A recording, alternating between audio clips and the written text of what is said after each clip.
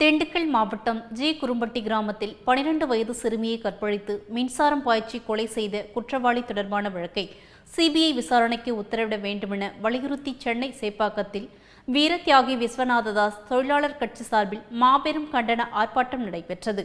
திண்டுக்கல் மாவட்டம் ஜி குரும்பட்டி கிராமத்தில் முடித்திருத்தும் தொழிலாளர் வெங்கடாச்சலம் என்பவரின் மகள் 12 வயது கலைவாணியை கடந்த 2018ஆம் ஆண்டு கிருபானந்தம் என்பவர் கற்பழித்து மின்சாரத்தை பாய்ச்சி கொலை செய்தார்.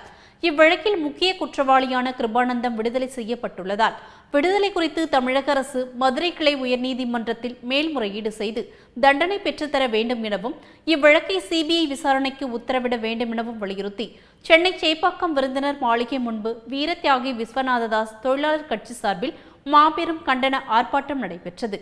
ஆர்ப்பாட்டத்திற்கு ஒருங்கிணைப்பாளர் எஸ்.கே. செல்வம் தலைமை தாங்கினார்.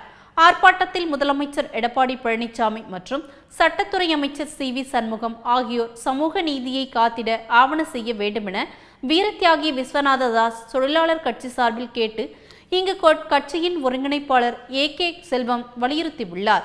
ஆர்ப்பாட்டத்தில் பொதுச் செயலாளர் தட்சிணாமூர்த்தி, பொருளாளர் தனலட்சுமி, தொழிலாளர் இளைஞரணி செல்வ விநாயகம், விநாயகமூர்த்தி உட்பட பலர் கலந்து கொண்டனர்.